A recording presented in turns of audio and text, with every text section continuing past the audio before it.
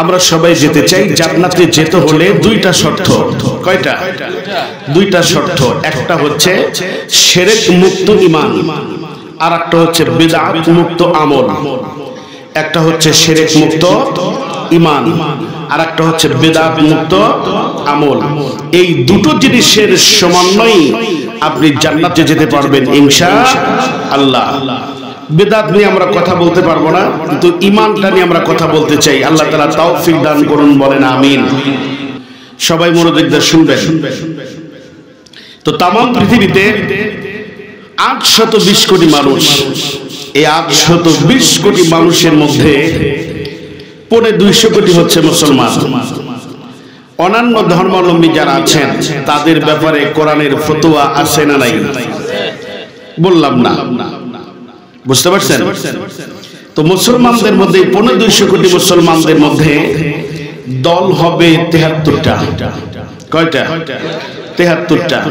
ওয়াতাফতারিকু উম্মতি আলা 73 মিল্লাতা। রাসূল বলেন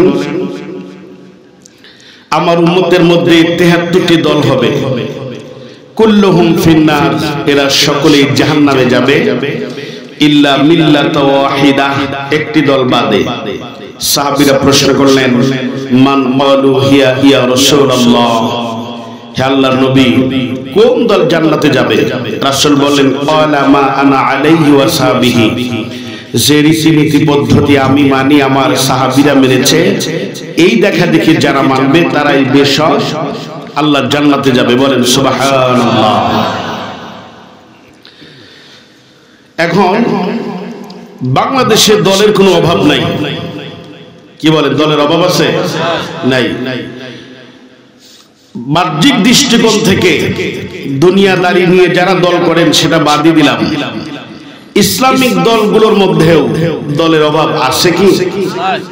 একই কোরআন, একই নবী, একই হাদিস, একই নবীর উম্মত, একই আল্লাহ আমাদের, একই ধর্ম আমাদের, একই কিতাব আমাদের, সব দিক থেকে এক থাকলেও মতবিরোধের কোনো অভাব নেই। কথা বলে নিজেকে সহি মনে করার জন্য, নিজেকে হক প্রমাণ করার জন্য যে যত গালিগালাজ দলিল দিতে পারে যে আমার দল হক, আমার দল হক। প্রত্যেকটা দলের আমি আগে বলছি, সেদিন বলছিলাম যে আমার আলোচনা 2-4-10 মিনিট শুনে আপনি কিছু বুঝতে পারবেন না, পূর্ণাঙ্গ না শুনলে পরে ইনশাআল্লাহ। প্রত্যেকটা দলের আকীদাগত দিক থেকে যদি আপনি প্রমাণ করেন, এই আমার বাংলাদেশে বিগত দিনে আওয়ামী লীগ ছিল কিনা বলেন? এই আওয়ামী লীগ তাদের অনুমতি আনতে হতো তাফসীরুল কোরআন মাহফিলের জন্য, কথা বলে না, তাদের অতিথি দেওয়া লাগতো।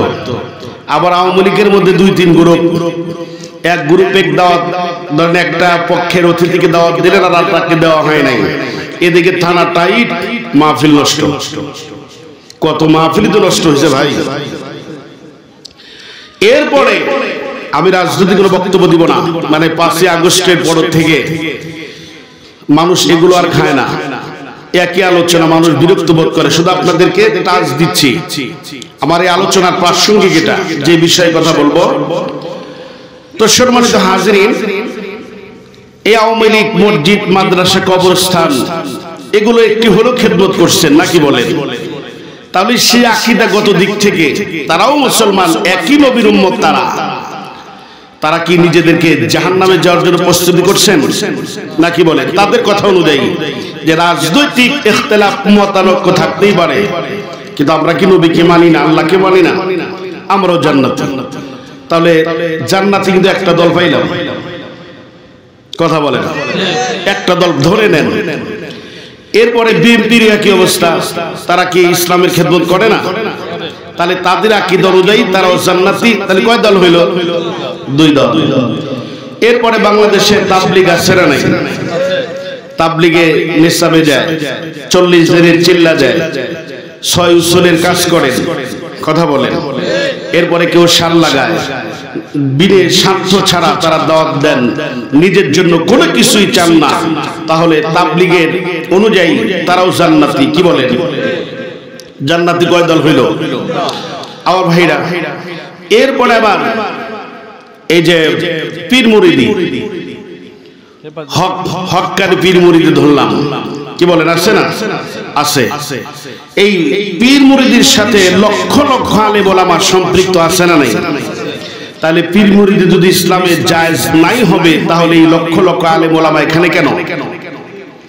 তাহলে আলেম ওলামা যখন এর মধ্যে আছে, তাহলে এই দলটাই হক, ডোপ এর মধ্যে, তাহলে দোলামেরাও জান্নাতি। এরপর আমাদের কিছু সুন্নি ভাই আছে, নামাজ না পড়লেও ঈমান ঠিক থাকে, আছে না নাই? মারফতের নামাজ পড়ে, আছে না? আপনাদের এলাকা নাও থাকতে পারে। সম্মানিত হাজিরিন, এরা বলে আমরা গোড়ার লোক, এই শরীয়তের হুজুরা কি বোঝে? তাহলে তাদেরকে ধরলাম জান্নাতি। এরপরে জামাত ইসলামের নেতাগুলো ফাঁসির মঞ্চে জুড়ে জীবন দিলেন, মাথা নত করলেন না, তাদের আকীদা অনুযায়ী তারা জান্নাতি। এরপরে আহলে হাদিস নাম শুনছেন, নিজেরা সবসময় নিজেদেরকে সহি সহি সহি বলেই বেড়ায়।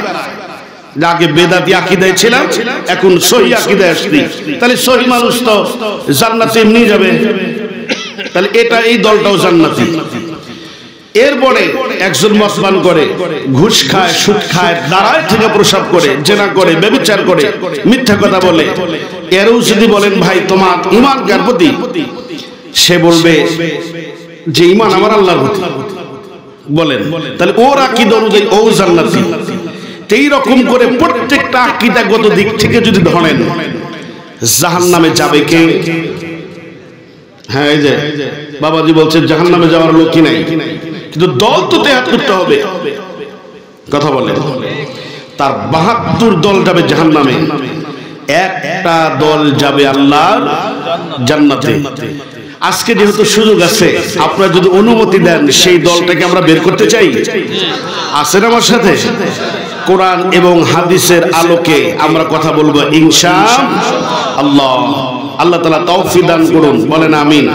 খাতা কলম থাকলে নোট করবেন এবং মনে রাখার চেষ্টা করবেন, মোবাইল থাকলে রেকর্ড করে নিয়ে যায়। ইমাম খতিবদের বা যে কোনো মানুষের এই ওয়াজটা খুব ইম্পর্টেন্ট, আপনার জীবনে আমার জীবনে লাগবেই ইনশাআল্লাহ। জান্নাতে যেতে চান? সবাই যেতে চান? কারা কারা জান্নাতে যেতে চান না হাত তোলেন দেখি।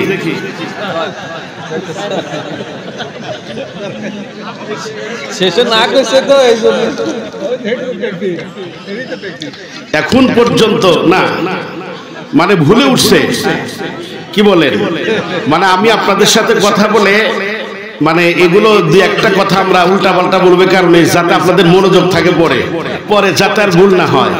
কারা কারা জান্নাতে যেতে চাই হাত তুলে দেখাই। লিল্লাহ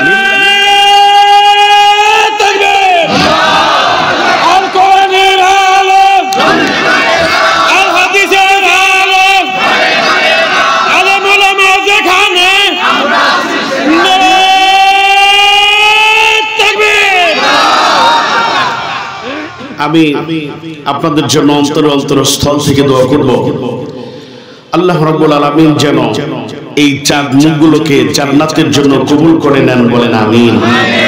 আমরা সবাই বিপদের মধ্যে আছি, বলবো আমরা আলোচনা প্রাণ খুলে ইনশাআল্লাহ। তো জান্নাতে আমরা সবাই যেতে চাই। জান্নাতে যেতে হলে দুইটা শর্ত। কয়টা? দুইটা শর্ত। একটা হচ্ছে শিরক মুক্ত ঈমান, আর একটা হচ্ছে বিদআত মুক্ত আমল। একটা হচ্ছে শিরক মুক্ত ঈমান, আর একটা হচ্ছে বিদআত মুক্ত আমল। এই দুটো জিনিসের সমন্বয়ে আপনি জান্নাতে যেতে পারবেন ইনশাআল্লাহ। বিদআত নিয়ে আমরা কথা বলতে পারবো না, কিন্তু ঈমানটা নিয়ে আমরা কথা বলতে চাই। আল্লাহ তাআলা তৌফিক দান করুন, বলেন আমিন। সম্মানিত হাজিরিন, তাম পৃথিবীতে যত জাগতিক সম্পদ আছে, সমস্ত সম্পদ যদি একই পাল্লায় আপনি উঠিয়ে দেন, আর এক পাল্লায় যদি শিরক মুক্ত এক যারা ঈমান, একটা সরিষার দানা 70 ভাগ করলে যতটুকু থাকে, এতটুকু হচ্ছে এক যারা। এক যারা ঈমান যদি উঠায় দেন, তাম পৃথিবীর জাগতিক সম্পদের চাইতে হাজার হাজার কোটি কোটি গুণ বেশি দামি আপনার এক যারা ঈমানের, বলেন সুবহানাল্লাহ। তাহলে ঈমান হলো দামি জিনিস। এখন পর্যন্ত এটা বুঝলাম। আপনার কাছে যদি 10 কোটি টাকার একটা হীরা থাকে, একটা মণি থাকে, একটা মুক্তা থাকে, সেটা হারিয়ে যাওয়ার ভয় আছে না নাই? চুরি হওয়ার ভয় আছে না নাই? ডাকাতি হওয়ার ভয় আছে না নাই? ছিনতাই হওয়ার ভয় আছে না নাই? এত দামি ইমান, এই দামি ইমান হারাবে না, চুরি হবে না, ছিনতাই হবে না, ডাকাতি হবে না, তা তো হতে পারে না। কি বলে? তাহলে ইমান এক জাররা ইমান হলেও আমরা খাঁটি ইমান আনতে চাই ইনশাআল্লাহ। আল্লাহ তাআলা তৌফিক দান করুন, বলেন আমিন। এই পৃথিবীতে আমরাই কিন্তু প্রথম জাতি না, আমরাই প্রথম জাতি না। আল্লাহ রাব্বুল আলামিন আরো জাতিকে পাঠিয়েছিলেন। আল্লাহ রাব্বুল আলামিন বলেন, وَإِذْ قَالَ رَبُّكَ لِلْمَلَائِكَةِ إِنِّي جَاعِلٌ فِي الْأَرْضِ خَلِيفَةً সবাই বলেন আল্লাহু আকবার। আল্লাহ রাব্বুল আলামিন বলেন, আমি আবার জমিনে খলিফা প্রেরণ করব, প্রতিনিধি পাঠাবো। রব্বুল আলামিন এতটুকু শুধু বললেন, বলার কারণে ফেরেশতারা তারা বলল, আল্লাহ তোমার জমিনে খলিফা প্রেরণ করবা। এই খলিফাগুলো দুনিয়াতে ক্বালু আতাজআলু ফিহা মান ইউফসিদু ফিহা ওয়া ইয়াসফিকু দিমা। আল্লাহ রাব্বুল আলামিনের ফেরেশতারা তখন বলেন, আল্লাহ তুমি জমিনে যে প্রতিনিধি পাঠাবা, তারা জমিনে মারামারি করবে, তারা জমিনে বিশৃঙ্খলা সৃষ্টি করবে, তারা জমিনে অনিসলামিক কার্যকলাপ তারা করবে, এদের দুনিয়ায় পাঠায় লাভ নেই। আল্লাহ রাব্বুল আলামিন বললেন, আমার সিদ্ধান্ত অটল, আমার সিদ্ধান্তের কোনো পরিবর্তন হবে না।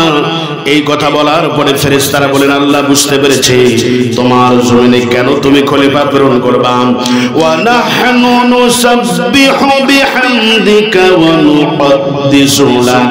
আল্লাহ এজন্য মনে হয় তুমি তোমার দুনিয়াতে জমিনে খলিফা প্রেরণ করবা, যাতে করে তারা তোমার বরত্ব ঘোষণা করবে, তোমার মহত্ব ঘোষণা করবে, তোমার শ্রেষ্ঠত্ব ঘোষণা করবে, তোমার জিকির করবে, তোমার শুকরিয়া আদায় করবে। আল্লাহ এজন্য নাকি তুমি দুনিয়াতে জমিনে তোমার জমিনে খলিফা প্রেরণ করবা। ও আল্লাহ, এই কাজের জন্য যদি হয়, এই কাজগুলো তো আমরাই করি, আমরা তোমার জিকির করি, আমরা তোমার বরত্ব ঘোষণা করি, আমরা তোমার শুকরিয়া আদায় করি, তাহলে একই কাজের জন্য আরেকটা প্রতিনিধি দল পাঠায় লাভ কি? যুক্তি আছে না? এই কথা বলেন আমার ভাইরা। এই যুক্তি যখন দেওয়া হলো, এই যুক্তি দেওয়ার পরে আল্লাহ রাব্বুল আলামিন আবার বললেন, আল্লাহ বলেন আলাম, আল্লাহ বলেন ইন্নী নিশ্চয় আলাম, আমি তোমাদের চাইতে ভালো জানি, আমি যা জানি মা লা তা'লামুন, তোমরা তা জানো না। আমার কুদরতি পার্লামেন্টে সিদ্ধান্ত হলো আমি আমার জমিনে খলিফা পাঠাবো। আমার ভাইরা, এবার আল্লাহ রাব্বুল আলামিনের চূড়ান্ত সিদ্ধান্ত ফেরেশতারা জানার পরে এবার তারা বললেন যে এখন যদি আমরা আল্লাহ রাব্বুল আলামিনের কাছে হাজারো রকমের যদি যুক্তি উপস্থাপন করে, আল্লাহর সিদ্ধান্তের কোনো পরিবর্তন হবে না। কিন্তু আমরা তো দুইটা বক্তব্য আল্লাহ তাআলার বক্তব্যের বিপরীত দিয়েছিলাম। মানে ওই যে আমরা মারামারি করবো একটা, আর একটা হলো যে আল্লাহ আমরাই তো তোমার শুকরিয়া আদায় করি, তোমার তাসবিহ পড়ি, জিকির করি, তাহলে এই একই কাজের জন্য আদমকে বানায় লাভ কি? এই যে দুইটা বক্তব্য আল্লাহর বক্তব্যের বিপরীত বলার কারণে ফেরেশতারা মনে মনে ভাবলেন, আমরা তো ভুল করেছি, আমরা ভুল করলাম, তাহলে এই ভুলের জন্য রব্বুল আলামিনের কাছে মাফ চাওয়া লাগবে। জোরে জোরে বলেন সুবহানাল্লাহ। মনোযোগ আছে আপনাদের? আমার ভাইরা, সমস্ত ফেরেশতাগুলো সমবেত হলো। সমবেত হওয়ার পরে এক আসমান নয়, দুই আসমান নয়, সমস্ত ফেরেশতাগুলো সাত আসমানের উপরে চলে গেল। সাত আসমানের উপরে ফেরেশতাদের একটা কাবা আছে, সেই কাবার নাম হলো বাইতুল মামুর। এটা ফেরেশতাদের কাবা। এই বাইতুল মামুরের গিলাফ ধরার পরে সমস্ত ফেরেশতাগুলো আল্লাহ রাব্বুল আলামিনের কাছে মাপ চাইলেন। আল্লাহ রাব্বুল আলামিন বলেন, আমার ফেরেশতারা এই যে বাইতুল মামুরের গিলাফ ধরে আমি রব্বুল আলামিনের কাছে যখন মাপ চাইলা, আমি আল্লাহ রাব্বুল আলামিন তোমাদের ক্ষমা করে দিয়ে দিলাম। কিন্তু আমার ফেরেশতারা শোনো, আমি যেই প্রতিনিধি পাঠাবো, আদম পাঠাবো, আদম সন্তানগুলো দুনিয়াতে গুনাহের কাজ করতেই পারে, অনিসলামিক কার্যকলাপের মধ্যে নিবেদিত থাকতেই পারে। তারা তো হলো খুলিকাল ইনসানু যায়ফা, তারা হবে অত্যন্ত দুর্বল। তারা তো তোমাদের মতো সাত আসমানের উপরে উঠেন বাইতুল মামুরের গিলাফ ধরতে পারবে না। পারবো আমরা? কথা বলেন। সাত আসমানের উপরে উঠে বাইতুল মামুরের গিলাফ ধরে আমার বান্দাগুলো আমি আল্লাহর কাছে মাপ চাইতে পারবে না। এজন্য এই সাত আসমানের উপরে বাইতুল মামুর যেই জায়গায় আছে, সেই জায়গায় আমার ভাইরা, সেই বাইতুল মামুরের ছায়া পৃথিবীর যেই জায়গায় পড়েছে, ওই জায়গায় আমার বান্দাদের জন্য আর একটা বাইতুল্লাহ বানায়া দাও। আল্লাহ রাব্বুল আলামিন বলেন, ইন্না আউওয়ালা বাইতি উদিআ লিন-নাসি লাল্লাযী বিবাক্কাতা মুবারাকান ওয়া হুদান লিল-আলামিন। আল্লাহ রাব্বুল আলামিন বলেন, পৃথিবীর মধ্যে সর্বপ্রথম ঘর হলো সেটা মক্কাতে অবস্থিত। তাম পৃথিবীর সমস্ত মানুষগুলো হেদায়েত এবং বরকতের জন্য এই বাইতুল্লাহ তওয়াফ করার জন্য যদি আসে, তারা যখন হেদায়েত এবং বরকতের জন্য আসবে, আমার বান্দারা যত গুনাহ করুক না কেন, দুই চোখের পানি জলদি ফেলতে পারে, তার দুই চোখের পানি নাকের ডগায় আসার আগেই আমি আল্লাহ তাআলা আমার বান্দা বান্দির জীবনের সমস্ত গুনাহগুলো মাফ করে দিয়ে দেব। আমার ভাইরা, এখন পর্যন্ত কিন্তু আল্লাহ রাব্বুল আলামিন তার প্রিয় বান্দা আদমকে বানানো নাই। আদম আলাইহিস সালামকে সৃষ্টি করার 2000 বছর আগে রব্বুল আলামিন বাইতুল্লাহ বানায় দিলেন। এরপরে ফেরেশতা জিবরাইলকে বললেন, ফেরেশতা জিবরাইল, ও আমার ফেরেশতা জিবরাইল, আমি আমার প্রিয় বান্দা আদমকে বানাবো, মাটি নিয়ে আসো। ফেরেশতা জিবরাইল মাটি আনার জন্য গেলেন। মাটি আনার জন্য যাওয়ার পরে আমার ভাইরা, এবার মাটি মায়া কান্না শুরু করে দিল। মাটি বলল, ও আল্লাহর ফেরেশতা, এখান থেকে আপনি আমার নিয়ে না, তার কারণ হলো অধিকাংশ আদম সন্তান আল্লাহ রাব্বুল আলামিনের বিধান তারা মেনে চলবে না, তারা জাহান্নামের কাজ বেশি করবে, জাহান্নামেই বেশি যাবে। আমি মাটির বদনাম করে লাভ নেই, এখান থেকে আপনি আমার নিয়েন না। ফেরেশতা জিবরাইল মাটির মায়া কান্না দেখার পরে তিনি আর মাটি আনতে পারলেন না। এরপরে মিকাইল গেলেন, অনেক লম্বা ঘটনা, তিনিও ফিডব্যাকে ফিরে আসলেন। এরপরে ইসরাফিল গেলেন, তিনিও ফিরে আসলেন। চতুর্থ নাম্বারে যিনি গেলেন, তিনি আর ফিরে আসার মতো কোনো ফেরেশতা না। সুবহানাল্লাহ বলেন। মানে আসল ফেরেশতা মালাকাল মউত আজরাইল গেলেন। যাওয়ার পরে বললেন, মাটি, আমি কিন্তু তাদের মতো গতানুগতিতে কোনো ফেরেশতা নই। আমি কিন্তু হুকুম আল্লাহ করেছেন, এটা বাস্তবায়িত না করা পর্যন্ত, এই কাজটা পরিসমাপ্ত না করা পর্যন্ত আমি কিন্তু যাওয়ার মতো না। তুমি যতই কান্না করো, আমি তোমাকে এখান থেকে নিয়ে যাবই। আর ভাইরা, সেই আল মালাকুল মউত আজরাইল আলাইহিস সালাম যেই পরিমাণ মাটি হলে পড়ে আদম আলাইহিস সালামকে সৃষ্টি করতে পারবেন, সেই মাটি নিয়ে তিনি চলে আসলেন। আসার পরে মক্কা এবং তায়েফ এই দুই জায়গার মাঝামাঝি জায়গায় দোহানা নামক স্থানে এই মাটিকে স্তূপ করে রাখা হলো। এই মাটিকে স্তূপ করে রাখার পরে আল্লাহ রাব্বুল আলামিন এই মাটিকে আমার ভাইরা একটানা 40 বছর বৃষ্টি বর্ষণ করলেন। বলেন সুবহানাল্লাহ। কত বছর? তাহলে একটা মাটিকে, এই মাটিকে যদি যে কোনো একটা বস্তুকে যদি ধরেন আমার এই যে রুমাল আছে, এটা যদি আমি 6 মাস ভিজায় রাখি, এরপরে তো খুব সুন্দর চকচকে হবে না, কি বলেন? এটা পচে যাবে না, নষ্ট হবে। তো এই মাটিকে 40 বছর ভিজানোর পরে মাটির গুণগত মান নষ্ট হলো, মাটি দুর্গন্ধ হলো, মাটি পচে গেল। এই পচা মাটিকে আল্লাহ রাব্বুল আলামিন আবার 40 বছর একটানা রোদ্রের মাধ্যমে শুকিয়ে এই মাটিকে শুকানো হলো। তাহলে 40 বছর বৃষ্টি আর 40 বছর রোদ, কয় বছর হলো আমার ভাইরা? এরপরে চিন্তার সাগরের পানি, টেনশনের সাগরের পানি দ্বারা আল্লাহ রাব্বুল আলামিন এই মাটিকে আবার 39 বছর ভিজালেন। এখন কত হলো? 119। আর শান্তি এবং সুখের সাগরের পানির মাধ্যমে আল্লাহ রাব্বুল আলামিন এই মাটিকে 1 বছর ভেজালেন। এখন কত হলো? আমার ভাইরা, আল্লাহ রাব্বুল আলামিন 120 বছর সময় নিয়ে তার প্রিয় বান্দা আদম আলাইহিস সালামকে সৃষ্টি করলেন। সৃষ্টি করার পরে আমার ভাইরা, আদম আলাইহিস সালাম এবার সৃষ্টি করা হলো। তাকে সৃষ্টি করার পরে আল্লাহ রাব্বুল আলামিন আমার ভাইরা তাকে ইলম দিলেন, জ্ঞান দিলেন, মেধা দিলেন। আল্লাহ রাব্বুল আলামিন ইলম, জ্ঞান, মেধা দেওয়ার পরে ফেরেশতাদের মধ্যে রব্বুল আলামিন তাকে শ্রেষ্ঠত্ব দান করলেন।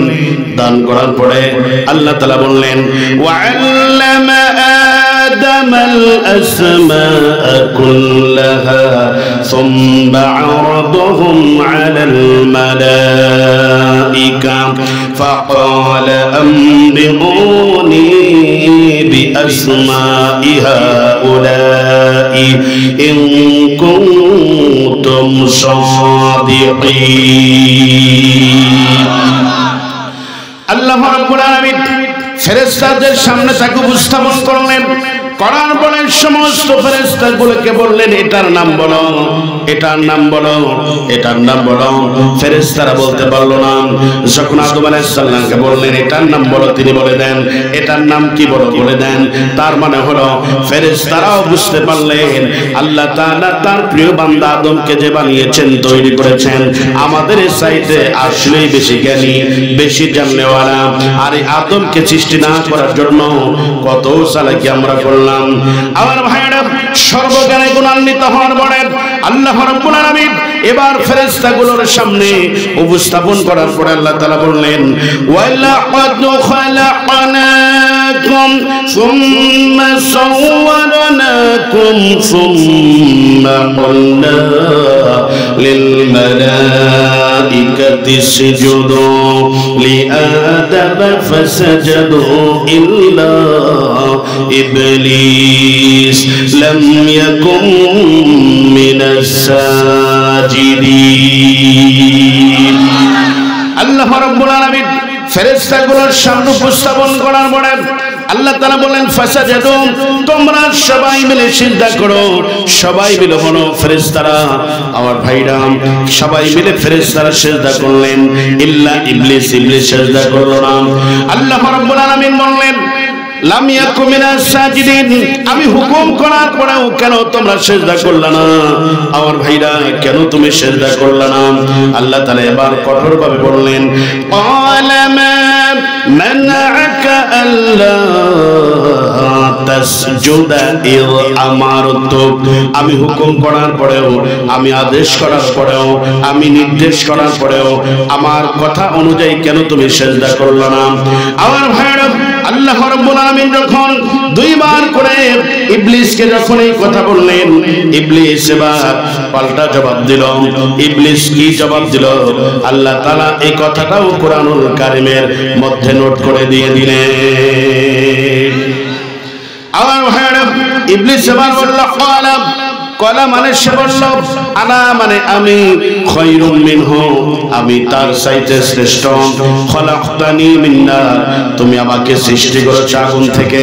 আর খলাকতাহু মিন তিন, তুমি তারে বানিয়েছো পচা মাটি, দুর্গন্ধ মাটি, আমি দেখি নাই।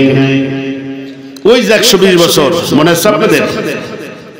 আমার ভাইরা, আপনারা যদি প্রাকৃতিক কোন জড়ত থাকে, এটা সেরে আবার আসবেন, কি বলেন? আসা যাবে না? আসা যাবে। আপনার একা মানুষের কিন্তু একটা ধারণা আছে, আছে না নাই? দেখবেন এক জায়গায় যদি 3জন 4জন মানুষ যদি এমনি যদি তাকায় থাকে, দেখবেন কেন হলে এত মানুষকে চল যাওয়ার পরে সবাই অনেকক্ষণ তাকার পরে দেখবেন কোনো কিছুই তো নাই। বলে ভাই কেন? বলে এমনি দাঁড়া আছি। বলো আমরা মনে করছি কি বান দেখতেছো। এটা কিন্তু মানুষের অভ্যাস। আপনি একা যাবেন, আপনার দেখা দেখে যদি 5 জন উঠে যায়, তাহলে এই 5 জনের গুনাহ কিন্তু আপনার আমলনামায় আসবে। আর আমি আগেই বলছি যে মুসলমানদের মধ্যে দল হবে 73টা। এই 73টা দল যদি কি কি শর্তগুলো আমি আপনি না মানলে পড়ে আমরাও সেই 72 দলের অন্তর্ভুক্ত হয়ে জাহান্নামে যাওয়ার সম্ভাবনা আছে না নাই? কথা বলেন আসছে না নাই? তাহলে এই জিনিসগুলো আমাদের শুনতে হবে না? কি বলেন, শুনতে হবে না? শুনতে হবে। কারণ আপনি বিয়ে করতে জানলেন, আপনি প্রতিষ্ঠিত হতে জানলেন, কোটিপতি হতে জানলেন, সন্তান জন্ম দিতে জানলেন, কিন্তু ঈমান আছে না নাই, কোরআন পড়তে জানেন না, ঈমান আছে না নাই, এটাও আপনি কোনোদিন যাচাই বাছাই করলেন না, আল্লাহ কি ছাড়বে? কথা বলেন, ছাড়বে? একটা লোক তৃষ্ণার্ত হলো, তৃষ্ণার্ত হওয়ার পরে খুব তৃষ্ণা লাগছে, তার পিপাসা লাগছে, ফ্রিজের মধ্যে ধরেন আরসির বোতলে বা 7 আপের বোতলে বিষ ভরা, সে 7 আপ মনে করে ডক ডক করে পান করলো। পান করলো কি বিষ, তার কি কোনো সমস্যা হবে? না জেনে পান করছে, হবে কি সমস্যা? না কি বলেন, হবে কি? মানে না জেনে পান, না জেনে যদি আপনি বিষ পান করেন তাও মরবেন, জেনে পান করলেও মরবেন। কি বলেন, বিষের কাজ বিষ করবেই। আপনি না জেনে যদি মরে যান তাও গুতা খাবেন, আর জানার পরেও যদি না মানেন তাও গুতা খাবেন, কোনো ছাড় দেওয়া হবে না। এই জন্য জানতে হবে। আমরা অনেক কথা বলবো ইনশাআল্লাহ, কিন্তু একটু সময় দিতে হবে। দিতে হবে কিনা বলেন? আমার ভাইরা গভীর মনোযোগ দেন। এই কথা বলার পরে আল্লাহ রাব্বুল আলামিন বল, ঠিক আছে তুমি যখন সিজদা করবা না, ঠিক আছে, তাহলে এবার আমি আল্লাহ তাআলার পক্ষ থেকে শোনো। قال فاهبط منها فما يكون لك أن تتكبر فيها فاخرج إنك من الصاغرين। যে ব্যক্তি অহংকারী হয়, অহংকার যে ব্যক্তি করে, সেই ব্যক্তি এখানে জায়গা পাবে না। ফাখরুজ, এখান থেকে বের হয়ে যাও। ইন্নাকা মিনাস সাগিরিন, নিশ্চয়ই অদমদের মধ্যে একটু ঘুরে আসো। আর ভাইরা, শয়তান তো শিক্ষিত শয়তান, আমাদের কোনো ইলম কালাম নাই, আমরা হয়তো আয়াতের তাফসীর আজও বুঝতে পারি নাই, কিন্তু শয়তান বুঝতে পেরেছে। শয়তান বোঝার পরে বলে, আল্লাহ রাগ করো না, আমার কথা একটু শোনো। বলে আল্লাহ, কোন বান্দা যদি তোমার একবার যদি আল্লাহ বলে তুমি তার বিনিময়ে তাকে সাজা দান করো, অথবা তাকে তুমি লিখে লিখে দাও, ও আল্লাহ এই আদমের কারণে আমার জীবনের সমস্ত আমল তুমি পণ্ড করে দিলা, বাতিল করে দিলাম, আমাকে তুমি আখিরাতে কি দিবা? আল্লাহ রাব্বুল আলামিন বললেন, আখিরাতে তোমাকে কিছুই দেওয়া হবে না, আখিরাতে তোমার কিছুই নেই, আখিরাত তোমার জিরো। এবার ইবলিস বলে, আল্লাহ আমাকে যদি আখিরাতে কিছুই না দাও, তাহলে আমি তোমার একটানা 5 লক্ষ বছর তোমার ইবাদত বندگی করলাম, এর বিনিময়ে আখিরাতেও মহা পুরস্কার নাই, আমার তো কোনো আখিরাত নাই। তাহলে এই যে 5 লক্ষ বছর তোমার কামলা দিলাম বেতন হিসেবে, স্যালারি হিসেবে, দুনিয়াতেও কি কোনো কিছু কি দিবা না? আমার ভাইরা বলেন, শয়তানের এই কথায় যুক্তি আছে না নাই? আর ভাইরা, আল্লাহ রাব্বুল আলামিন বললেন, ঠিক আছে আমার কাছে কি চাও বলো।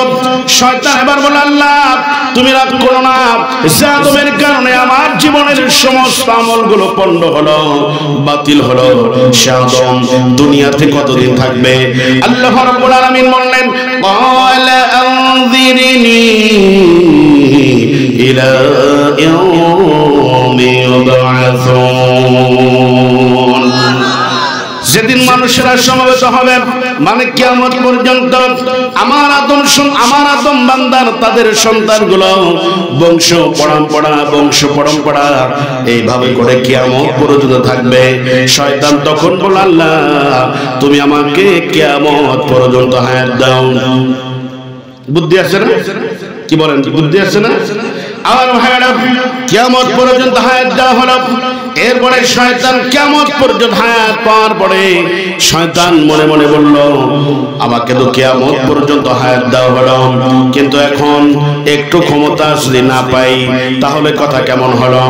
যাদের হায়াত বেশি এই মানুষগুলো ক্ষমতার জন্য বেশি পাগল। কথা বলে, ক্ষমতা পাওয়ার পরে একের পর এক ইসলামের বিরুদ্ধে তারা কথা বলেছে, কার্যক্রম করেছে। কথা বলেন ঠিক কিনা? করেছে কিনা কথা বলেন। কোরআনের কথা বলতে গেলে কোনো সমস্যা আছে কি? আরো জোরে বলেন, কোনো সমস্যা আছে কি? আল্লাহর এই কোরআনের কথা বলতে গিয়ে যদি আমাদের হামলা মামলায় পড়তে হয়, আল্লাহর এই কোরআনের কথা বলতে গিয়ে যদি আমাদেরকে জেল জরিমানায় পড়তে হয়, আল্লাহর এই কোরআনের কথা বলার জন্য যদি আমাদের ফাঁসির মঞ্চে ঝুলিয়ে হত্যা করা হয়, আমাদেরকে সবকিছু করতে পারে, একটি সেকেন্ডের জন্য বাতিল শক্তির কাছে মাথা নত করা হবে না, হবে না।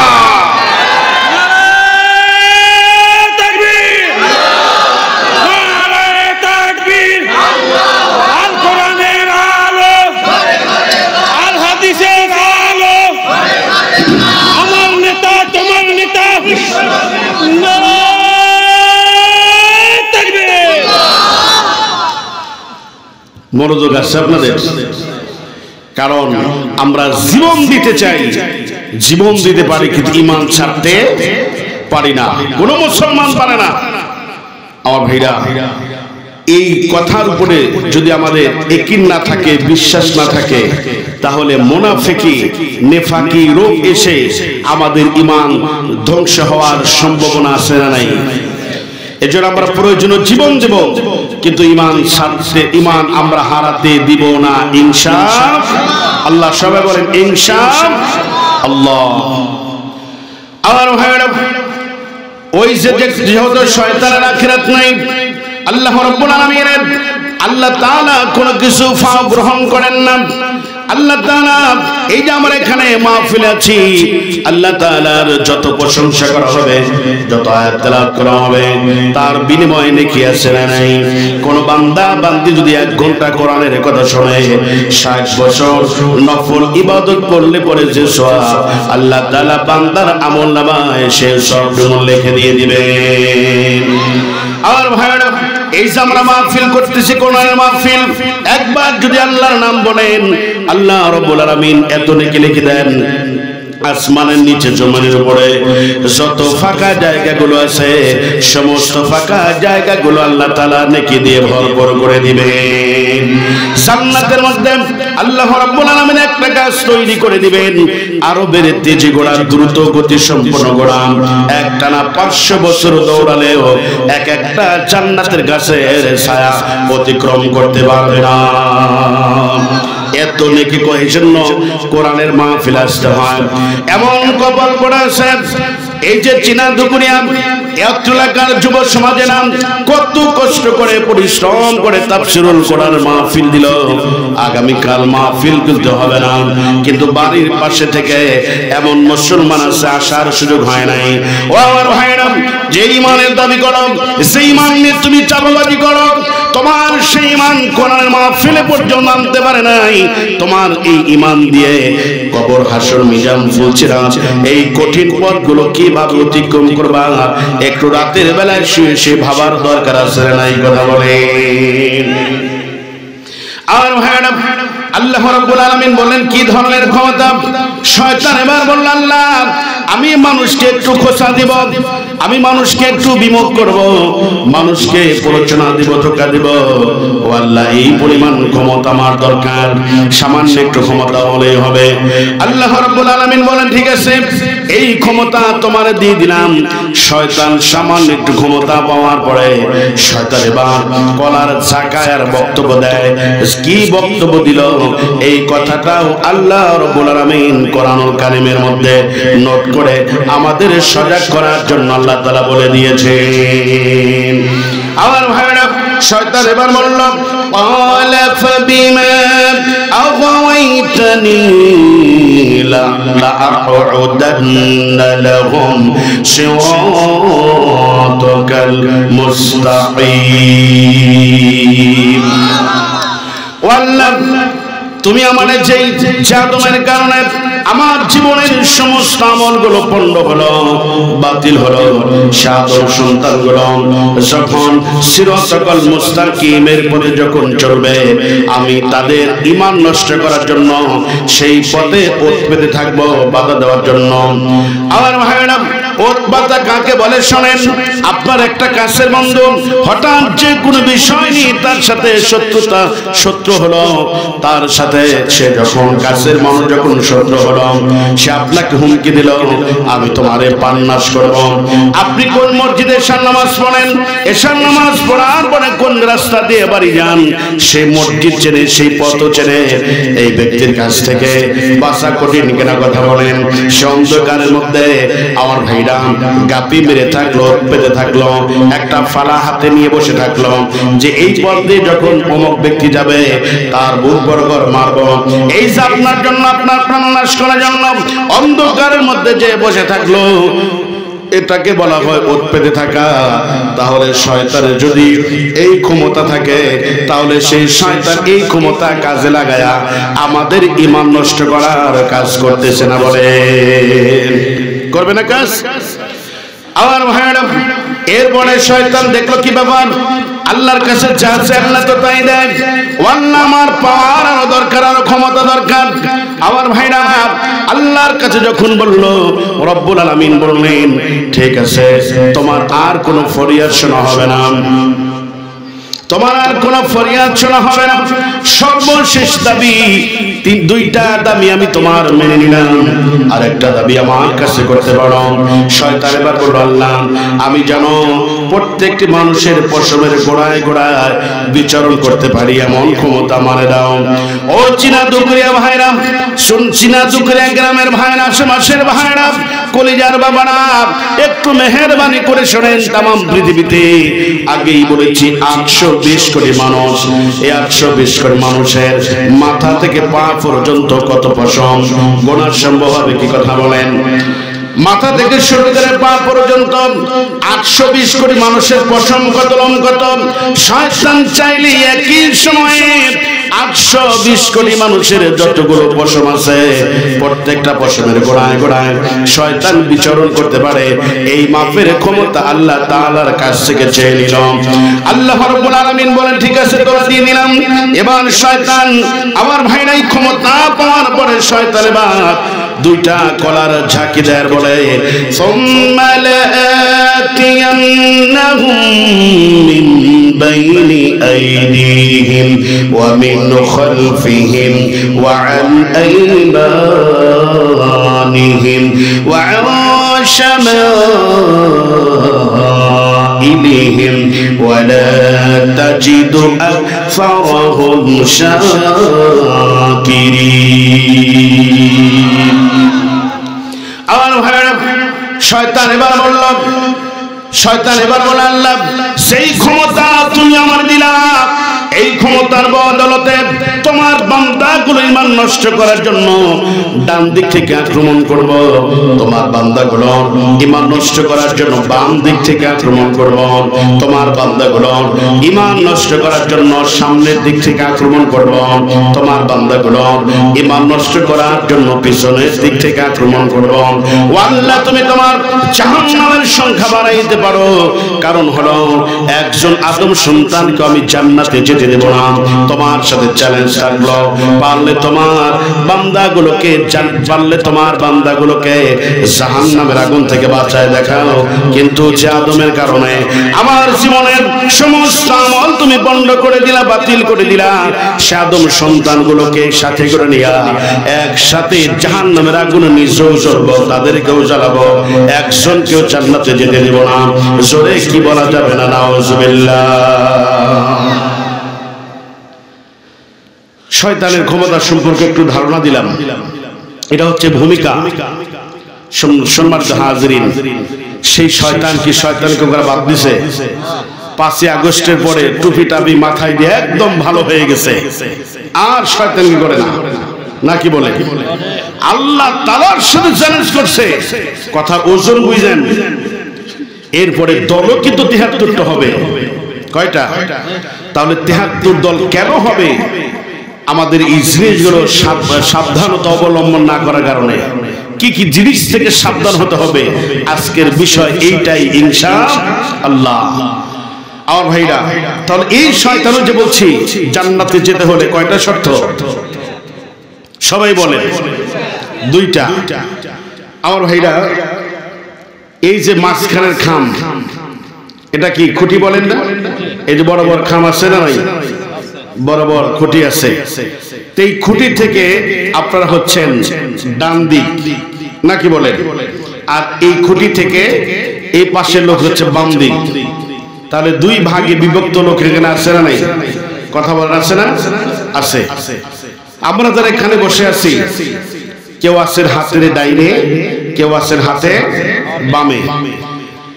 এই যে আমরা এখানে মাহফিলে বসে থাকার পরে যখন আল্লাহর নাম আসে, সে আল্লাহর নাম যারা হিংসা ভাবে, নাচতে বললেই তো হবে, যে আল্লাহ তাআলা আপনাকে সুস্থ রাখছেন, যে আল্লাহ তাআলা আপনাকে বাঁচিয়ে রেখেছেন, যে আল্লাহ রাব্বুল আলামিন আপনাকে জান্নাত দিতে পারেন, যে আল্লাহ তাআলা চাইলে আপনাকে জাহান্নাম দিতে পারেন, সেই আল্লাহ রাব্বুল আলামিনের নাম জোরে নিতে হবে না আস্তে নিতে হবে বলেন?